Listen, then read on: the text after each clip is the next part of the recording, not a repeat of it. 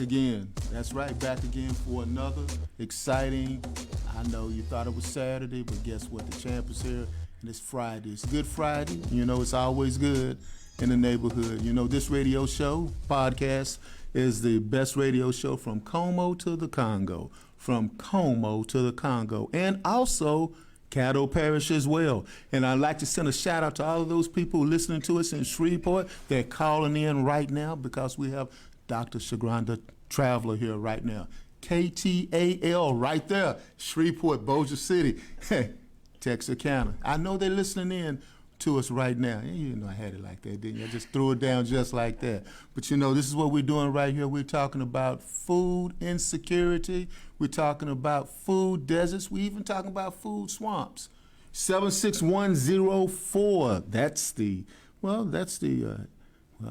area code, zip code rather, that a lot of people are experiencing, experiencing some food insecurity. Just the other day, I went down to the store, convenience store, because they don't have any grocery stores over there. So I went down to the convenience store, and I wanted to go ahead and get me some food. I got some food, but it was some food that I didn't need to have. I got pork skins. I mean, high blood pressure. They had all these rows of pork skins out there. Diabetes. They had Tahitian treat. They don't even sell that stuff in some neighborhoods. 76104. Well, in that code, it ain't all that good. Health is not that good. Food insecurity. Tarrant Area Food Bank. We have Dr. Traveler here. How you doing? I am wonderful. Thank you so much for having me. I'm excited for this conversation, and thank you for the shout out to my beloved home state, Shreveport, Louisiana. Yeah, see, I even did the call letters of the TV stations and everything.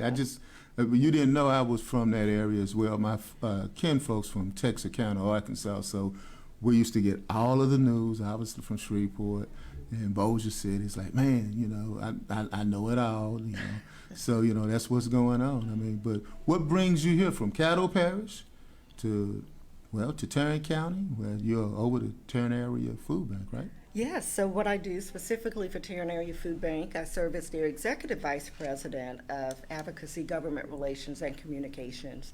And so I am brand new to this food insecurity, hunger, food banking experience. However, I'm not new to leadership.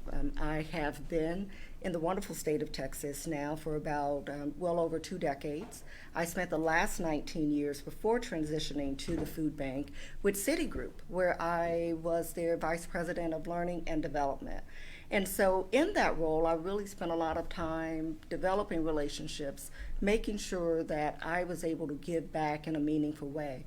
And so that's what I really envision myself doing here with the food bank, advocating for those that do not have a voice, advocating for those that just need a hand up. And so that's one of the things that I've been on this journey trying to do, and making sure that people know that there are resources out there available for them and that they don't have to go through this alone. Well, you don't have to go through this alone, but America prides itself in being the land of plenty. How can Americans go hungry? I mean, how could this be? That's a very tough question. And recently, the CEO of Feeding America, who also happens to be from Louisiana, said that there were 52 million people in the U.S. that's food insecure or hungry. And that seems like a massive number, and it really is. And when you think of food insecurity, it sort of drives you into more of the definition of exactly what is it. So food insecurity, by definition, is individuals that do not know where their next meal is going to come from. So it's that consistency associated with eating. Now, you and I'm sure after this, we'll go and we'll probably have lunch, have a late lunch or something. And you and I probably don't think about what does that look like. We're trying to decide, are we going to eat, are we going to put gas in the car? But for a lot of people, that's real. That's a real thing for them to decide, am I going to eat? I have children to feed. How do I feed them? Okay, well, I'll feed the children, I won't eat. One of the things that I like to use the analogy is when COVID-19 struck, and we had families where people were saying, okay, the babies can't go to school. Most of us was like, well, yeah, they can't go to school.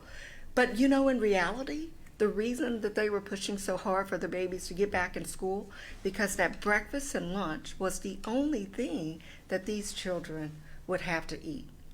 And that's a good point. I've told people before that the reason why the Dallas Independent School District, Fort Worth School District, on those days that there are ice and snow on the ground, the reason why they're the last ones there to say you have to stay home is that they realize that they're feeding children. They're feeding children. Yes. So 52 million people in America. 52 million in America, and just in the service area of Tarrant Area Food Bank, that our population of food insecure is 540,000. 540,000 over what, a 13? Over a 13 county 13 service counties? area, yes. Okay, this is where math comes in. Can you name all of the counties?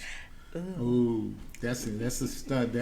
Now. I do. Okay, so we go. have, of course, Tarrant, we have Parker, we have Hood, we have Somerville. Hey, people at home, are y'all? Listen, absolutely. We have Erath, Palo Pinto.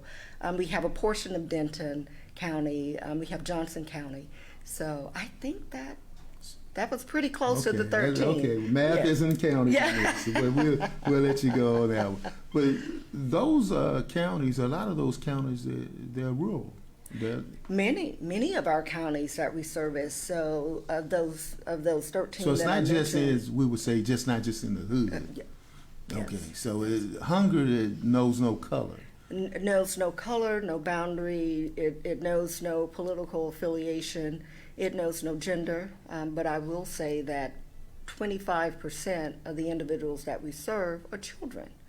1 in 6 individuals in our service area is food insecure. And when you think about what we do specifically here at Tarrant Area Food Bank, we serve 1.1 million meals per week.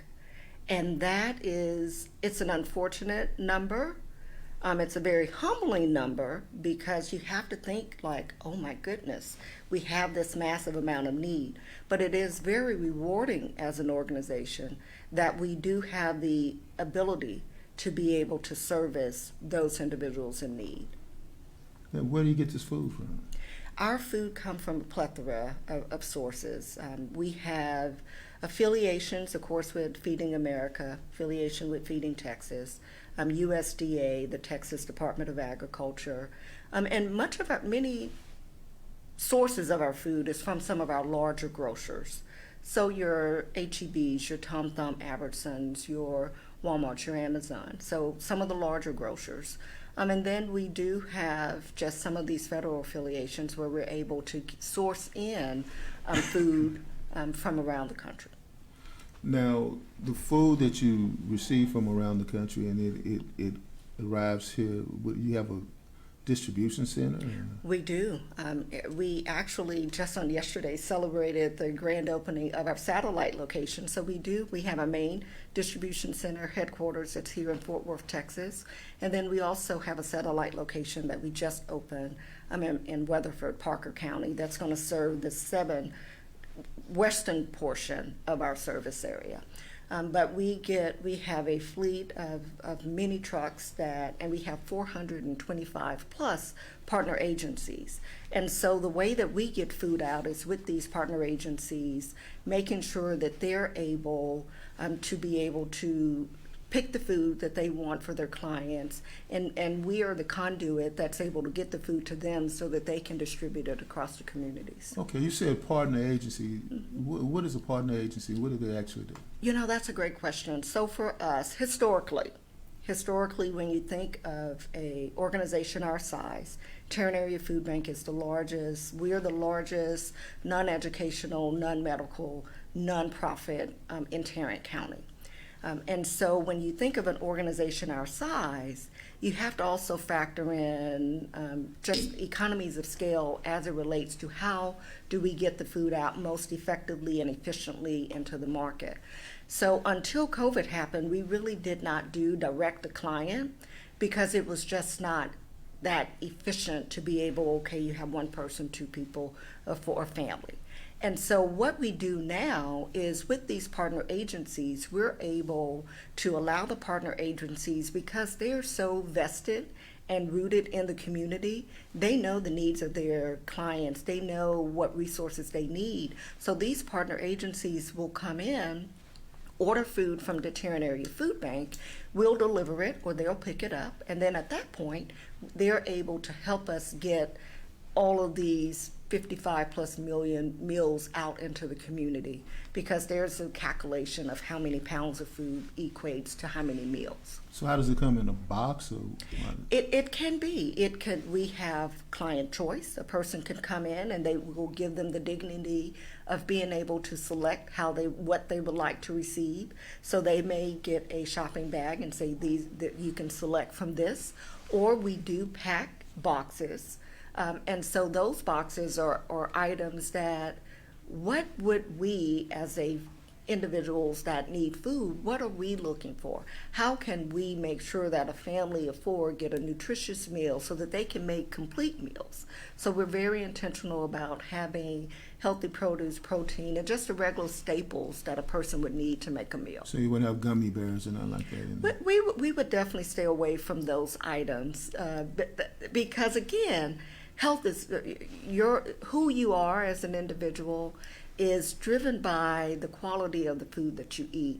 And we want to make sure, we have several dietitians on our staff, and we want to make sure that they know that the food that we're providing at the Tarrant Area Food Bank is going to be healthy and nutritious. Let's talk about those dietitians, and then we'll go to our break. Okay. We're coming up on the 20-minute mark. The dietitians that you have, how do they get involved in it, and what do they do outside of saying no gummy bears? That's a great point. Our CEO is actually a registered dietitian, and so that makes her a great advocate for understanding what some of the policies are, what are some of the nutrition guidelines, and being able to advocate for our nutrition policy, as well as what we call a SWAP program, which is supporting wellness at pantries. And Say that again. I'm taking notes. Yes, I you're see. A doctor. Yes, and it's called SWAP, SWAP. Supporting Wellness at Pantries. And that program, it's ingenious because it's a red, yellow, green model that says if it's green, pick a plethora of those. If it's yellow, try to limit that, and if it's red, if you can, stay away from it. And so those are the things that we've tried to put it in a format that the general population can understand. And also with our partner agencies, they're advocating for that as well. So our goal is to not just dump food into the community. We want to make sure that we're sourcing healthy, nutritious meals. And in addition to that, not only do we give the food out into the community, we have Cooking Matters classes, we have community gardens, we have education programs for children, because we want to make sure that in addition to just this large poundage of food, that we're doing this from a perspective where we're meeting our vision, where no one in the community goes hungry, but we're also making sure our mission is to alleviate hunger by providing education and resources to our potential clients. Okay. When we come back, we'll talk a little bit more about that community garden.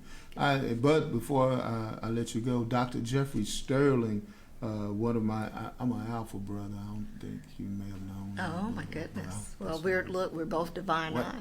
What are you? I'm a wonderful member of Delta Sigma Theta sorority. All right then. Okay then. But Dr. Jeffrey Sterling, who is he is the head doctor of Phi Alpha Fraternity Incorporated. So he said that I should never buy or eat any food that's dead. And I said, what are you talking about? He said, something that hasn't lived before is dead food, is dead in nutrition. Sort of like Cheetos. There's no such thing as a Cheeto plant. So therefore, don't eat it. So that's what he told me. So that's the reason why I asked about those gummy bears, okay. All the stuff that I want to eat. It has low nutritional value and high caloric content. So I can say that there could be a place for a gummy bear, one or two. Yeah, you and Dr. Sterling are no fun. We'll be right back after this break. Hello, everybody. This is Anthony Bond. I'm the founder of the Irving branch of the NAACP, also known as the John Wally Price of Irving, Texas. And I'm here to welcome you to tune in to the Commish Show, hosted by the infamous Mr. Ed Gray.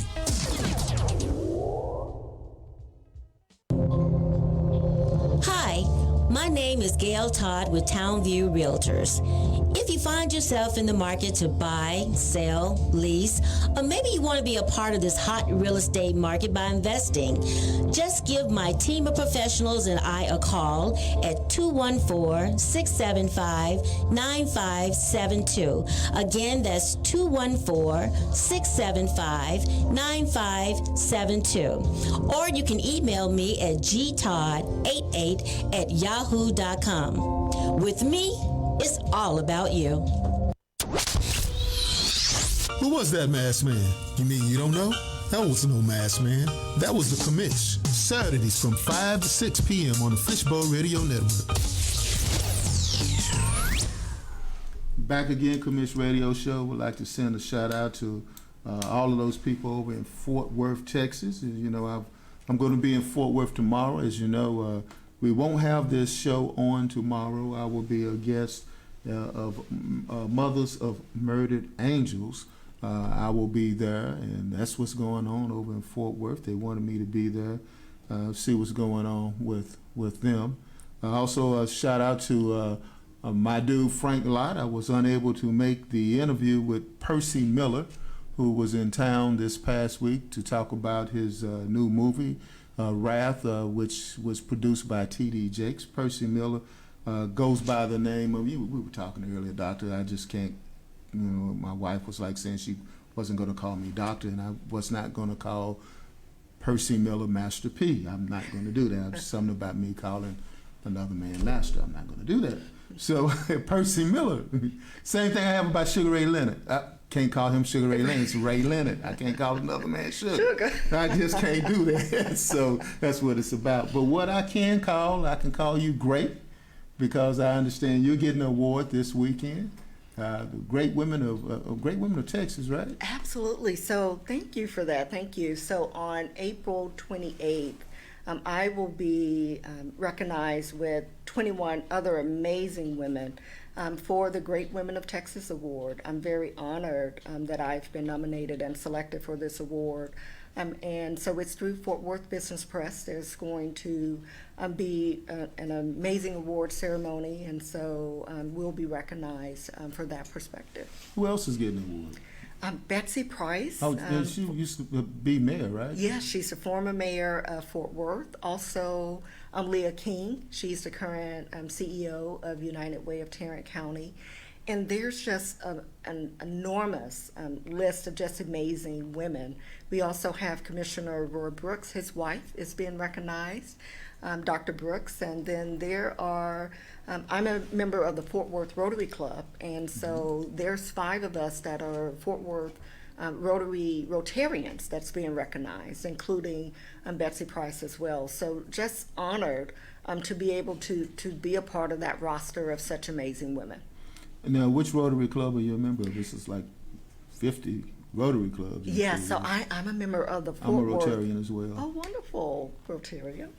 So I'm a member of the Fort Worth Rotary Club, and we meet every Friday at noon. So you tell me where you are, and we'll have to make sure that we connect and join each other. We'll do that. Great Women of Texas. Now, how did you get nominated for that? I'll readily admit I do not know who nominated me. I'm sure they're going to tell me pretty soon, but I did receive the notification, and they asked me if I was willing to accept the award. So one of the things that was just so honorable, just when they talk about the award and the statue and the prestige behind it, and I'm going to paraphrase this quote, but it says, "These 22 women could fix the ills of this world." And I mean, literally my heart sank, because I was like, wow, to be able to be a part of that level of conversation was just amazing. And so I'm curious to find out who nominated me, but just I'm very thankful for everyone that considers me to be a woman of influence, a great woman, and someone that they're willing to look up to. That's Now, we were talking about community. Congratulations again. Thank you. Congratulations. We were talking earlier about community gardens. What is a community garden? Oh my goodness! So at Tarrant Area Food Bank, and most people may laugh because I'm a terrible allergy sufferer, but I remember being out in the garden. We look at the food and how can something that starts from the ground make it all the way to our table? And so we were out there. We were working in the gardens. We were working with all the different fresh vegetables. So you're doing this out there? So we're all doing this. We do this as an organization. You actually Yeah, digging up dirt and they're teaching. They teach us. So at Tarrant Area Food Bank, I'm very proud. You don't dress like that when you do that. Well, no, not necessarily. I dress down a smidgen. Okay. But at Tarrant Area Food Bank, we have what's called mission moments. And so we each get to experience a part of the organization that may not necessarily be a part of our day job. And so one of the first mission moments that I ever attended was to be at the garden. And it was so rewarding. My allergies were killing me. My face was swollen by the time I left the event. But there's data and studies that shows that working in the garden, get your hands dirty, digging in the dirt, and being able to see your food being produced just does amazing things for the psyche. So what do you grow? We grow just about everything, anything that you can think that we could use in the garden. So basil, there's radishes, peppers, just about everything that you could think of. Some greens, Lawrence greens, cabbages. There's so many things that we grow. And what we teach people is that there's this conception that having a garden means that you have to have acreage and a lot of space, but we teach people how to do it. How can you make a raised bed? How can you do What's this? a raised bed? A raised bed is where it's just like a little box, and you just have a raised bed, and it doesn't necessarily have to be, a huge amount of space, but it's just a small platform for you to be able to plant something in and for it to grow. I have just that at home. I could start doing that. I'm from Oak Cliff. That's my hood. And Oak Cliff, they don't have too many community gardens. Perhaps we need to have some, though. Yes, absolutely. So community gardens, we have that going on. I've seen this red truck. I think you're talking about our big red bus. Bus. And so this I red said bus. red truck, red bus.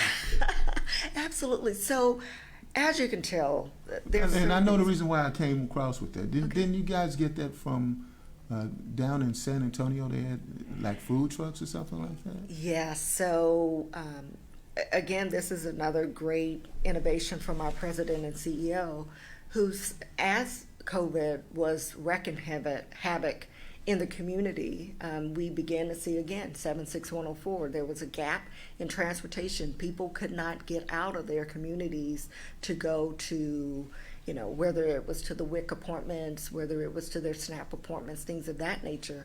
So we had some visionary leaders that said, how can we take the resources to them? And so that was the brainchild behind this red bus, and it's resources, education delivered. And we actually have two now. We have one that the city of Fort Worth helped us with, and then also the city of Arlington. And those buses, they go into high-need zip codes. They are stocked with fresh produce, so that individuals they could not only sign up for SNAP benefits or WIC or whatever government assistance they need, but they can also walk away with emergency food if needed. Now, you said SNAP. So some of the folks that are listening, because we have people listening from SMU, and if they live obviously in Highland Park, they don't have a clue what SNAP is. They think SNAP is something you do when you're doing something in poetry. Mm-hmm. What is SNAP? SNAP is a government program. So SNAP, by definition, is Supplemental Nutrition Assistance Program. To be frank, formerly the food stamp program. And so what SNAP is designed to do, it brings economic dollars back into the community. So when a person goes and spend their SNAP benefits at the grocers, then that's an economic engine that's poured back into the community. And so of course, with the pandemic, more families were able to qualify for SNAP. One of the things that in my role as the executive over advocacy is here in the state of Texas, we have a very antiquated rule that says that there's a vehicle asset test. And so if you have a vehicle worth over a certain amount, you're automatically not eligible for these benefits. So when you think about what was the impact from a COVID perspective, families went to work on Tuesday. On Wednesday, families found out that they did not have a job. And on Thursday, because they had a car worth $15,000, they automatically were not eligible for SNAP. $15,000. $15,000 or more. A decline in asset that's supposed to get you to work. Yes. So who made that decision? I mean, obviously not you, but who made that decision that would be the metric, I guess, you would use to determine who would get in or not? You know, that's a long-standing Texas legislative policy. So if you can afford the $15,000 car, you have that as an asset. They look at that as an asset. Yes. Okay. And not every state has this vehicle asset test, but Texas is one of those states, and so we're advocating because I think the pandemic has shown us that here in the state of Texas, lack of public transportation has been a challenge. Most people that are working need some type of transportation to get to work, and one of the things that this pandemic did is it impacted so many income brackets that I don't think we were just ready for what the actual impact of this was. Now, you said so many income brackets, and we had earlier stated that it knows no class distinction. Have you seen middle-class Americans experience this? Absolutely. One of the things when we began to have our mega mobile distributions, many people that were in the lines, this was their first time having to use a food bank. And so we saw that time and time again where people were just overwhelmed with the fact that not only are they being impacted by the pandemic, but resources that they've never had to use before were now things that they are having to think about. Beyond the food, what else do you guys give out? You said, because one of the things you said was resources, and I assume that other resources that you help people other than just food. Absolutely. We have an entire community impact team, and that community impact team focuses on, again, getting the red bus out into the communities, understanding where the needs are. We actually have a resource team, a community resource team, where they just really focus on the SNAP benefits, making sure that people know how to not only qualify but re-enroll in these benefits. Again, some of our Cooking Matters classes, the garden classes, just our learning and development component of making sure that we provide knowledge into the community. Because a lot of times you can give a person some food. But if you can teach them, these are ways that you can stop the cycle, right? Financial literacy, all of those things, and connecting with larger nonprofits to make sure that we are being collaborative in our approach to helping to tackle this issue of hunger. Now, Red Bus. Yes. Red Bus, what does RED stand for again? RED is resources. The E is education, and D is delivered. Resources, education, delivered. All right, let's focus on the E part, which was education. Yes. Go right into that one. I was going to ask you about the education portion, financial literacy. There could be a plethora of things. So there's different partner organizations that are doing work from the perspective. Now, Tarrant Area Food Bank, again, our focus is hunger and food. But we're always collaborating with different organizations to say, what resources are you providing? when we're at these partner agencies and they may have what we consider, and I'm going to do some air quotes, wraparound services. Those wraparound services mean that Tarrant Area Food Bank may be providing the food and the resources for SNAP assistance, WIC. Then there could be another, how do we teach about the funding sources? And then how do we also teach about some of these other components? There is a legislation around college hunger, right? College hunger? College hunger. We don't always think about hunger. I thought that was just something everybody did in college. They just go hungry. We're just be hungry. I think that was part probably of just it. our experience. It's like part of the hazing right? process of graduating. Absolutely. But yes, there are some of our non-traditional students that we're trying to figure out how do we make sure that they understand that there are resources available for them as well. And so again, when you think about these wraparound services and how it all factors in to us being able to take care of the whole person. You can give them food, but if there's not information associated with housing, there's a large homeless population. But if you're giving a homeless population food that they have to cook on a stove that they may not have, you know, how do yes, exactly. So you have to be forward thinking in how do you collectively pull the right parties together so that we can tackle this problem together, because poverty is a trickle-down effect for a multitude of issues. So we could assume that if a person is impoverished, that they're probably hungry. We could make some assumptions that if a person is hungry, that they probably lack transportation. They also may lack access to get to doctors, things of that nature. So when you begin to look at the holistic problem, then you're able to bring in some additional, not only collaborators, but some additional solutions to the table. All right, this has been a fast-paced hour. Let me ask you a question before we go. You know what a drop is?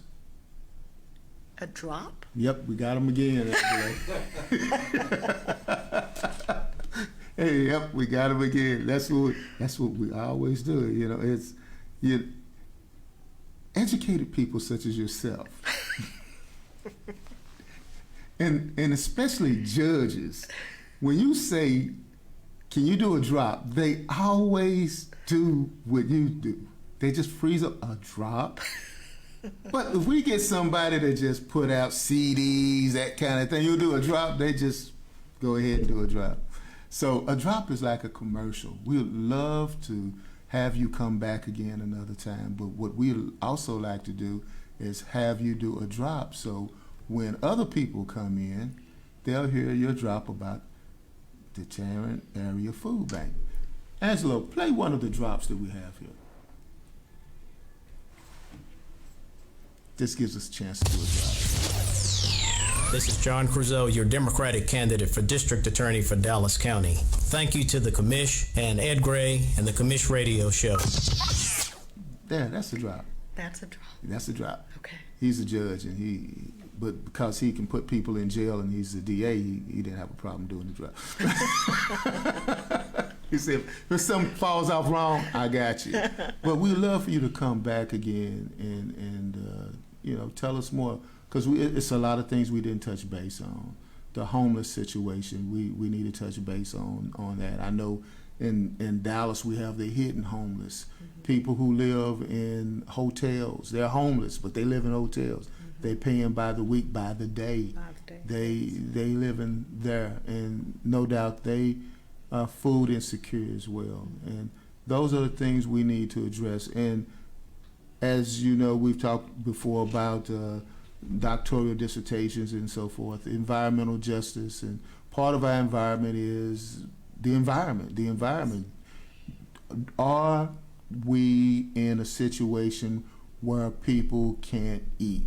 That's part of the environment. Yes. Are they in a situation where there are food swamps, where you drive down the street, there's plenty of places to eat, but those are not the kind of places you want to go eat all the time.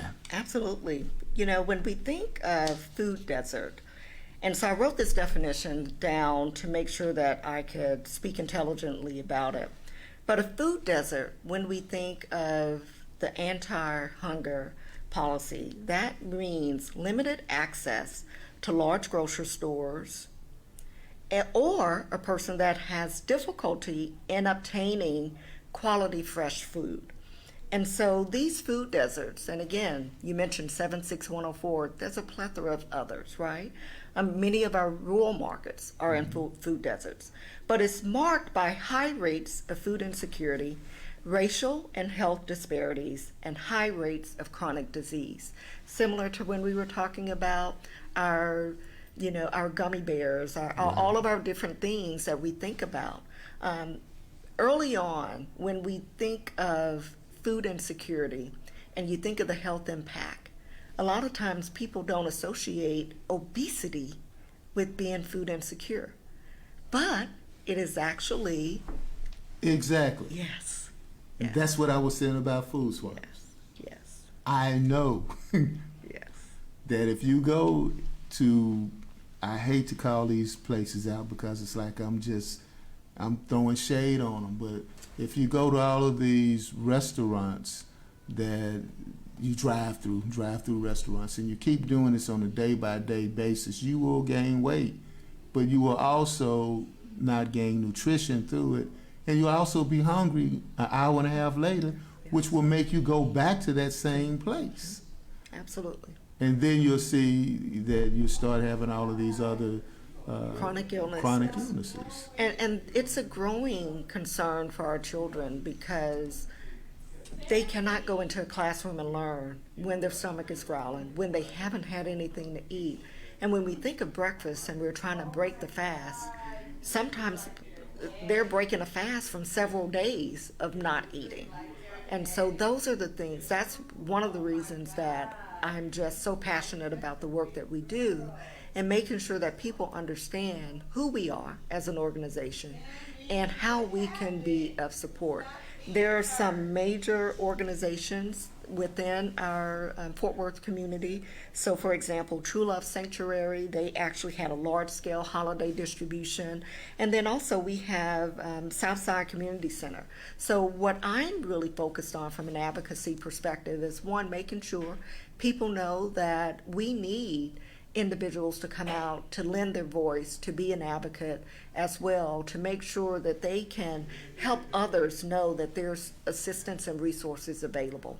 And so just lending your voice. And Ed, I'm hoping that with some of the connections you have, you can help to be able to generate more people to come and learn and tour the food bank so that we can also. well, I love to come by and tour the food bank. You got a smile out of me. Absolutely. But you got me when you said hello. Yes. So there you go. So with that, so thank you for coming by the Commish Radio Show. We'd like to have you back again. I'd like to take a tour of the Tarrant Area Food Bank. Absolutely, we would love that. In the 13 counties, 13 of them. 13 counties. 13 counties.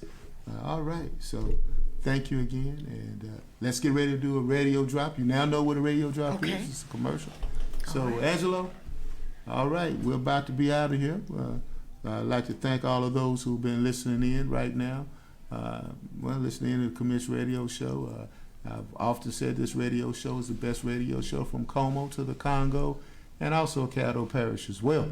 So, but what we want you to do is to make sure that you understand that when you're passing by, your friend or neighbor says, some of them may be hungry. You know, Tarrant Area Food Bank services 13 counties in North Texas.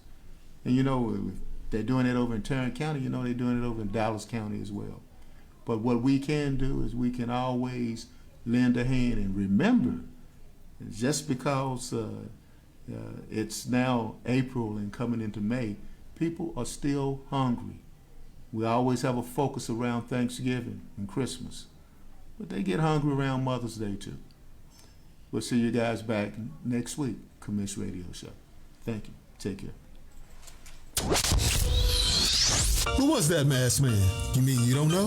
That was no masked man. That was the Commish. Saturdays from 5 to 6 p.m. on the Fishbowl Radio Network. Hey, how you doing? This is Ed Gray of the Commish Radio Show. Stay tuned and tune in and be up to speed on everything in social justice, human rights, and politics on the Commish Radio Show, airing every Saturday, 5 p.m. on the Fishbowl Radio Network. Jump in.